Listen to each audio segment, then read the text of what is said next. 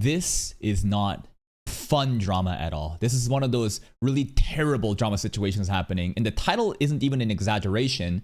She could have gotten OSHI no code if you don't know. Let's watch the clip. Emiru assaulted at TwitchCon. If you don't know Emiru, very popular top streamer, cosplaying, anime stuff. You probably heard about her. Let's watch this.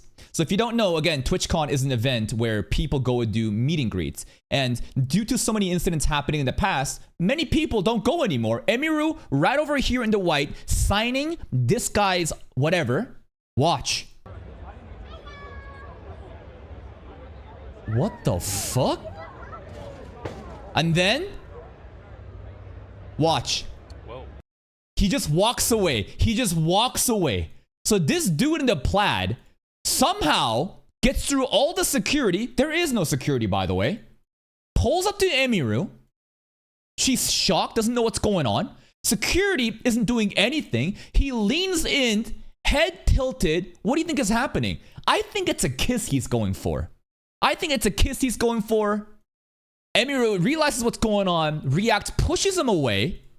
She has to step back, and then what happens? Fucking security right over here, after all of it's happened, pushes him away, and the fucked up thing is, he just walks away. This dude literally walks outside, nobody follows, nobody does anything, and you know what the craziest thing is?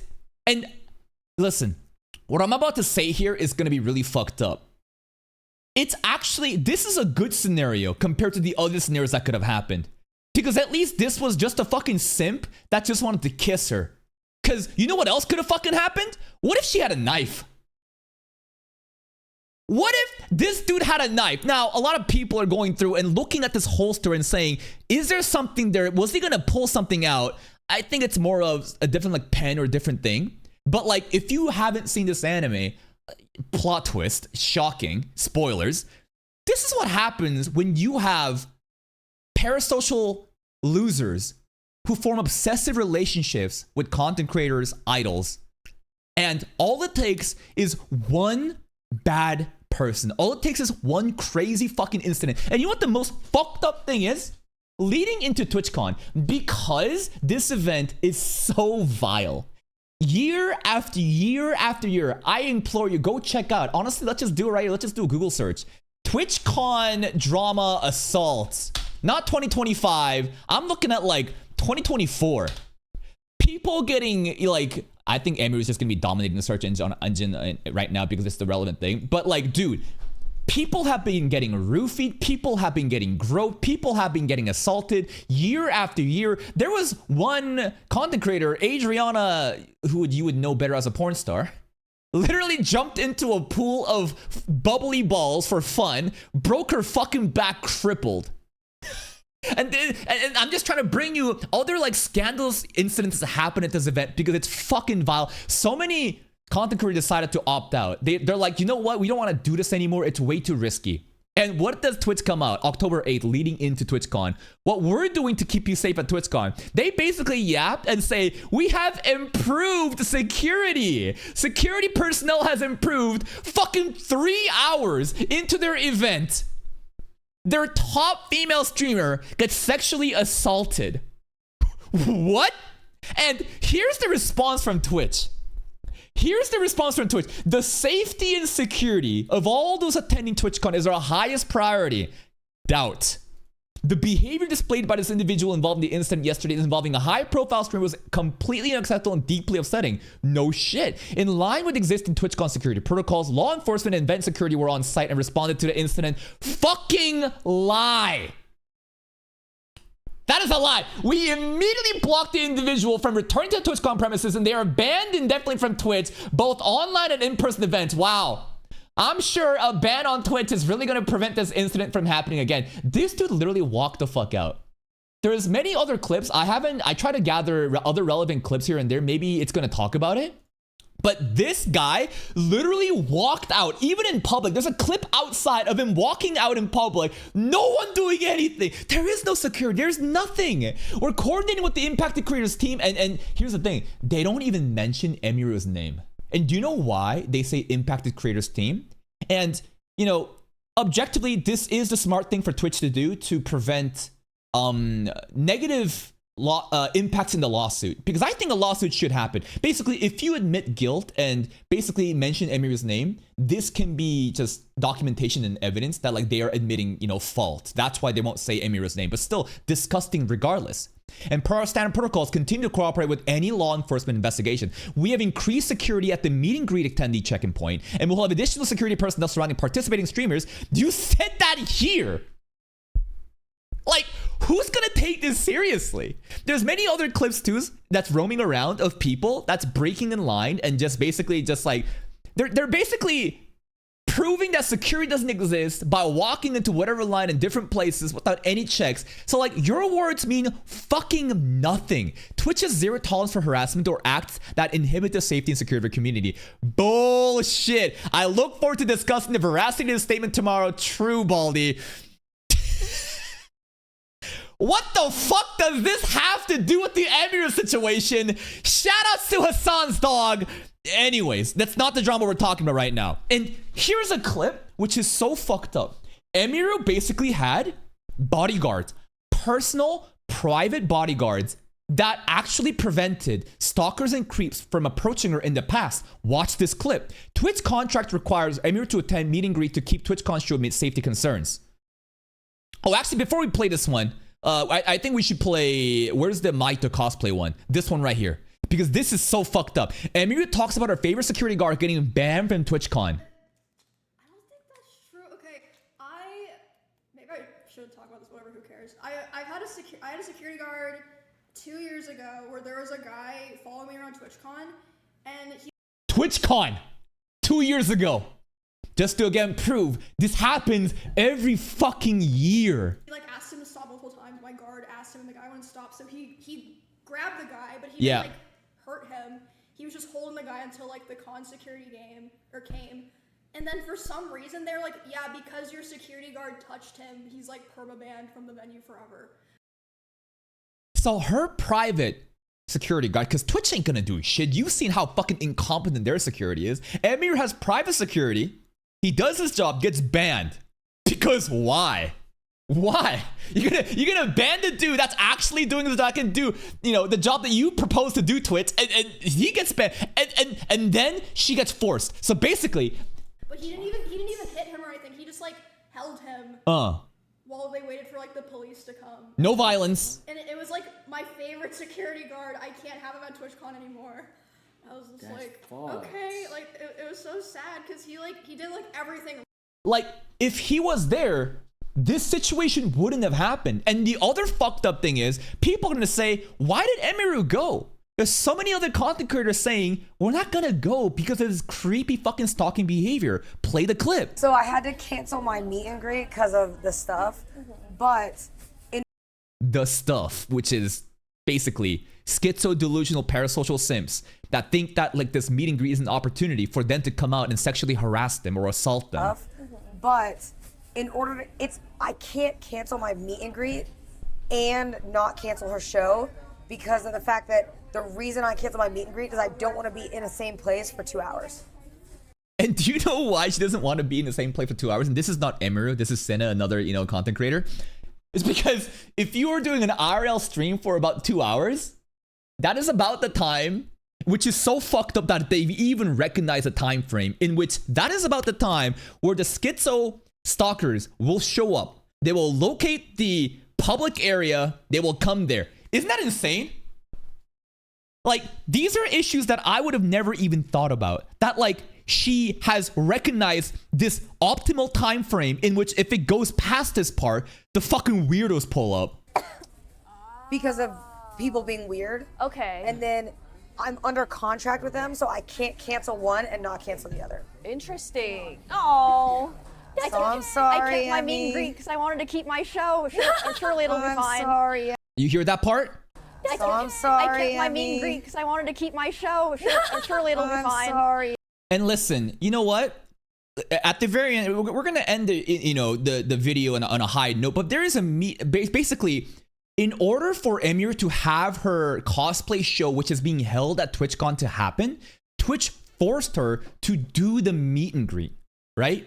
So again, she did make a personal decision to basically risk it, which is crazy that like risk management has to even be accounted here, right? I'm not blaming her, but she made the personal decision to basically go with this. But it's so fucked up that Twitch basically bound her to do a meet and greet, fully aware that this is the prime situation where all the schizo weirdos pull up. So there's that. Emiru, so Tectone comes out, and listen, there is a 15-minute video that if I reacted to would be a 6-hour reaction. We don't got time for that, but let's play some clips from Tectone, from that video. Tectone has one over here. Twitch only punishes for the streamer that attempted to sexually assault Emiru was a 30-day ban. I've been banned longer for calling someone fat and a whore. He did call another content creator a fat ass, and he got banned for like way longer than that. Let's listen to this. I've been talking to Twitch people, and I'm really upset because I noticed a lot of negligence around the event, and I'm not happy with the way that they're handling it now. And I'm like, what do you mean? She's like, well, I asked them, you know, like, what are they gonna do about this? Nothing. And you know what they said initially? They said, oh, well, he's banned from the platform for 30 days. What? Okay, like, not even a perma, by the way. Not even a first of all, do you think that like banning somebody on an online platform that would like to think that like that would somehow prevent situations like this happening in IRL? That's ridiculous to me.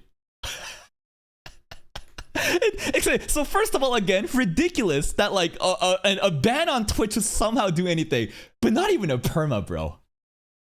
A 30-day ban. No, they could have done an indefinite ban, which again is basically a perma, which is like an unknown timeline. You can appeal for it, but 30-day ban. What? And then she's obviously like, hello? Like, that needs to be indefinite. What the fuck are you talking about? Also, that's like nothing to do with anything. No one gives a fuck if he's banned on Twitch or not. Like, exactly! Here. So they change it to indefinite. takes an hour for that to happen, by the way. Oh, thank God that the weirdo stalker has been banned from a month to indefinite. I'm sure, again, that's going to prevent anything. These two people are the head of security for Amazon and the head of risk for Twitch. Like, these are not random rank and file employees that's just collecting a paycheck. These are like executives. These are like top brass, like decision makers.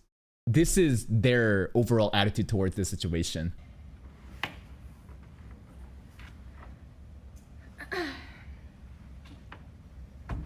Also, later the same night, I'm not gonna drop names here because I wasn't there, so I didn't see it. Drop it! But I had multiple people tell me that key Twitch representatives last night were out partying. Dan Clancy! And what does she mean by that? Where is the clip? Play the clip! Later the same night, I'm not gonna drop names here because I wasn't there, so I didn't That's see who it. they were. Yeah. But I had multiple people tell me that key Twitch representatives last night were out partying. She's speaking about Dan Clancy himself, by the The CEO of Twitch. way.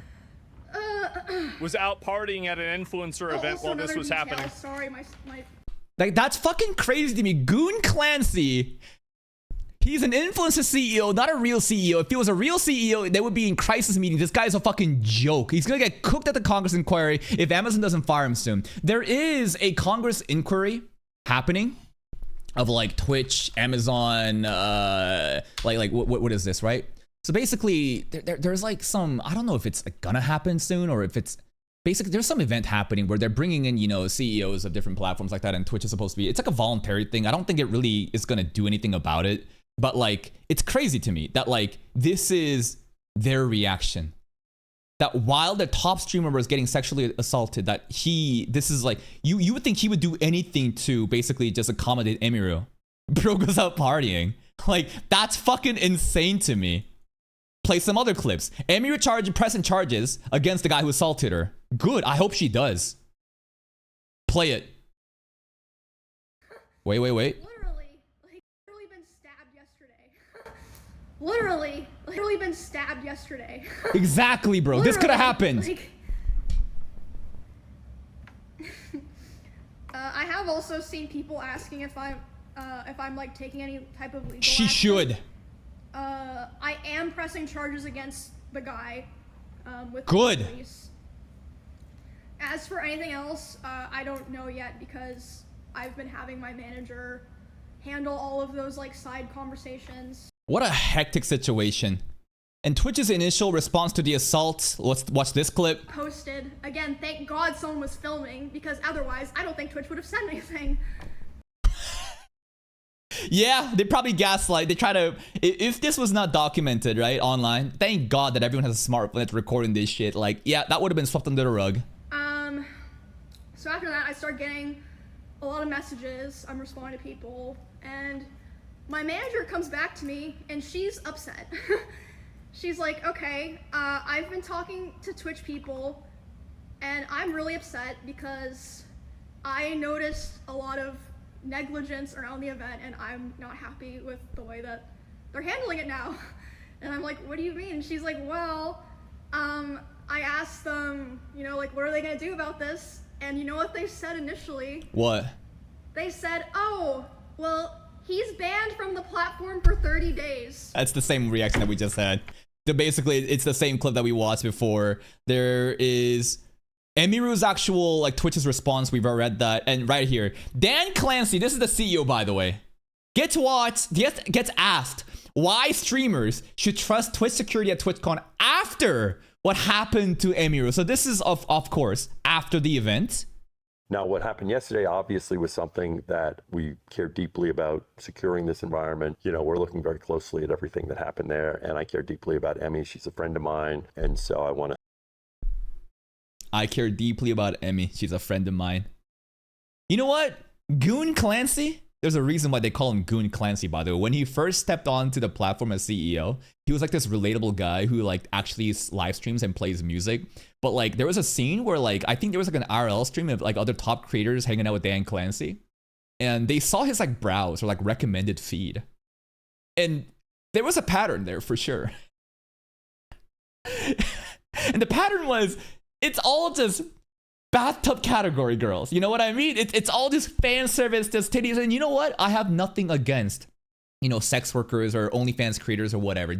Go hustle, get your bag. But like, Goon Clancy, I don't think really gives a fuck about Emiru in that context. I think bro literally just, I don't want to say, it's just a weird situation. care deeply about Emmy. She's a friend of mine, and so I want to see how we can support her. This is just something we have to keep working on. I think everyone identifies our tools in terms of trust and safety as the leaders in the industry. About This is the leaders of the industry, bro. This leaders of what? Y'all are an example of what not to do. And listen, like if this was like a single incident, it wouldn't be that big of a deal. But this is again specifically about TwitchCon is like every fucking year. So already again, there's problems with TwitchCon specifically with an IRL event multiple years in a row. But is Twitch dramaless aside from that?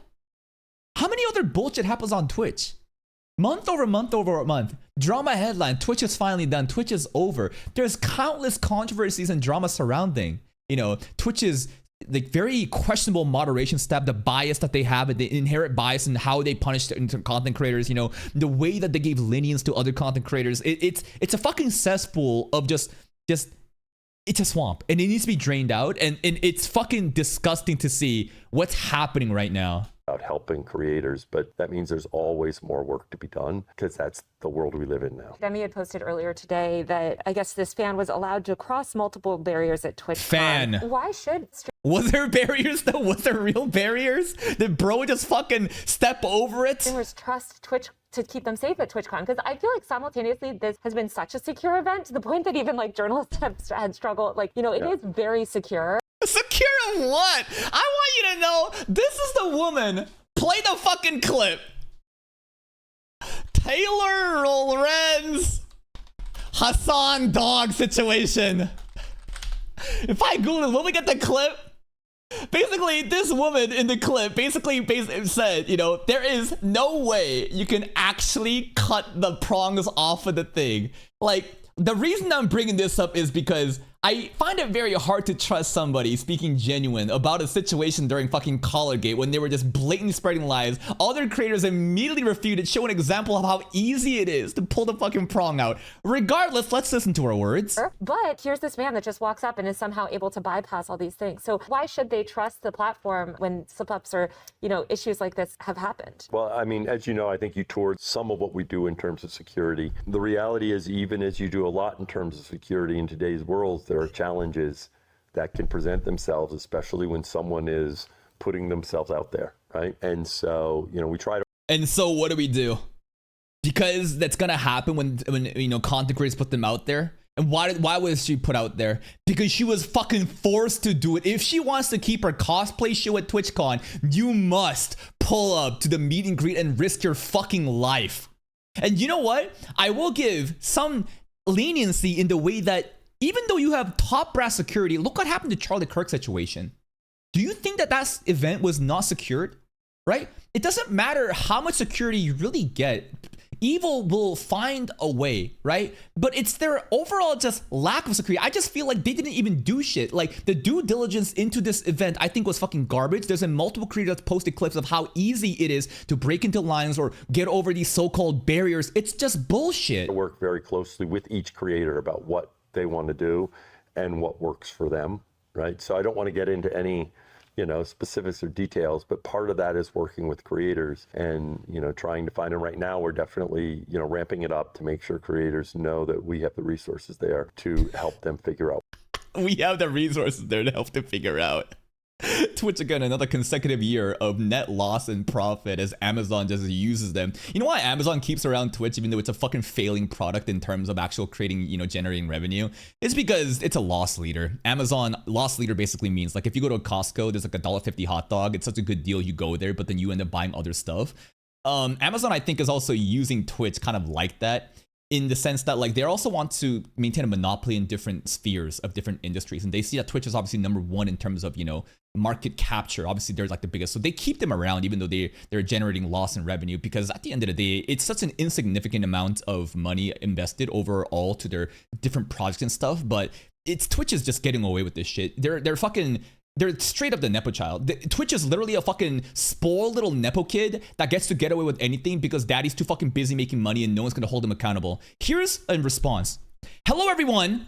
I'm okay and thank you for all your kind messages. Sorry I cannot respond to them all. So yesterday, the man who assaulted me was following to cross multiple barriers at TwitchCon and even in front of the other creators meet and greet and grab me and try to face or kiss me. Fortunately, he wasn't able to, but a lot of people have pointed out it could have been a lot worse. Because again, look at this situation. I'm obviously shaken up by what happened, but it's not the first time I've dealt with something like this. And that's so sad that this is not the first time she's had to deal with something like this. Specifically female content creators, man, why do you think this happens? I think it's because of losers that basically live streaming. And listen, I'm not saying every live stream viewer is like this, but I think live streaming has such a parasocial element in how I'm able to, and other people are able to interact with viewers in real time. And sometimes, and most of the times actually, viewers spend more time with their favorite streamers and content creators than their actual family, because it's obviously so easily accessible. And day after day, you begin to obviously form a bond and relationship. Parasocial relationship isn't bad, but it can go over the top. And there's a lot of lonely, desperate men out there that are very creepy and weird that exist in pretty much every female content creator's like chat.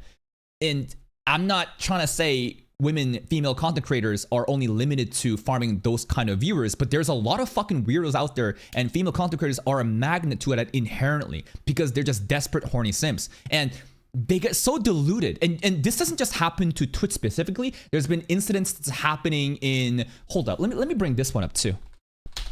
There was another instance that happened like this in, I think, Korea.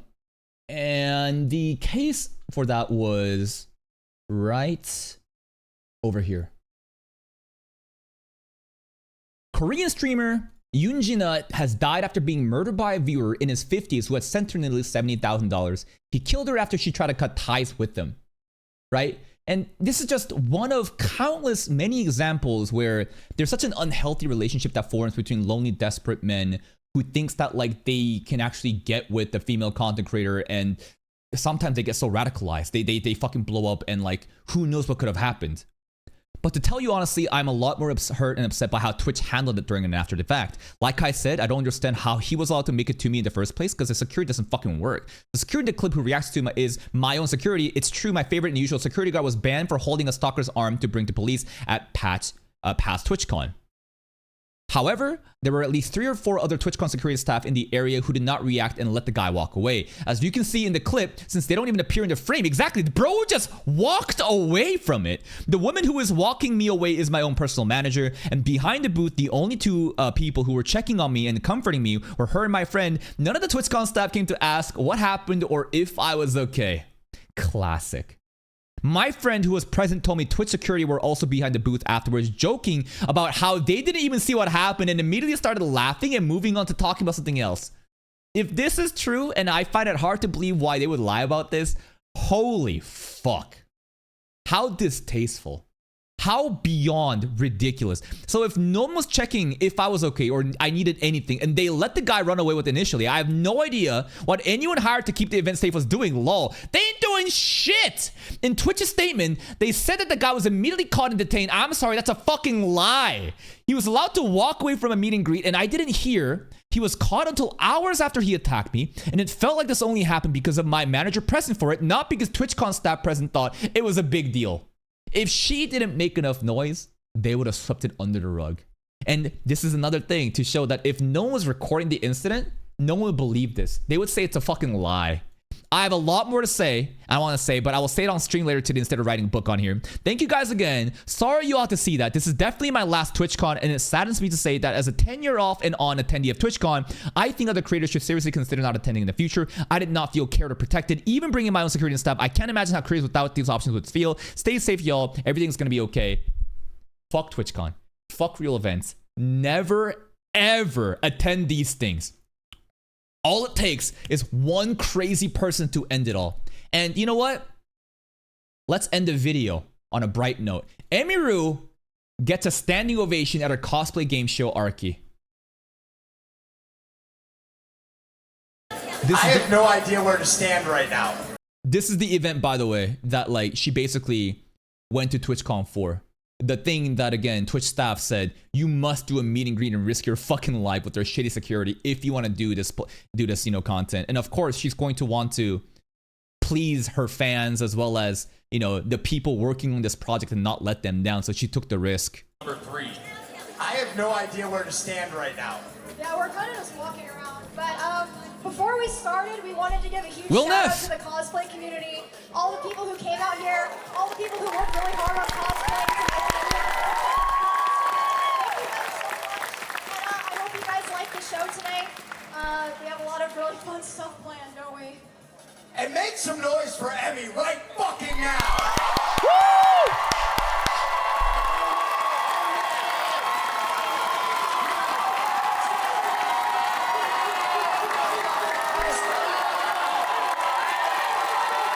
God damn, there's a lot of people.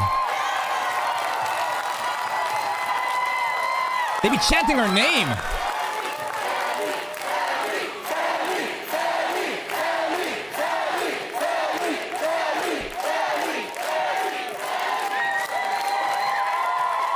I was hoping that the clip would include saying something like "fuck TwitchCon," by the way.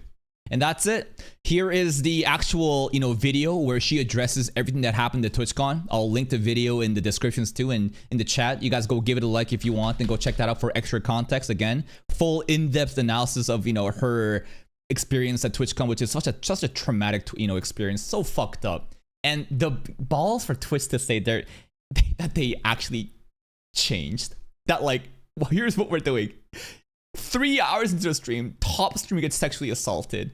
Man, something really needs to change with Twitch. And I'm sure over and over, people are saying this is the end of Twitch. Is it really the end of Twitch? I don't know, man. You fucking tell me.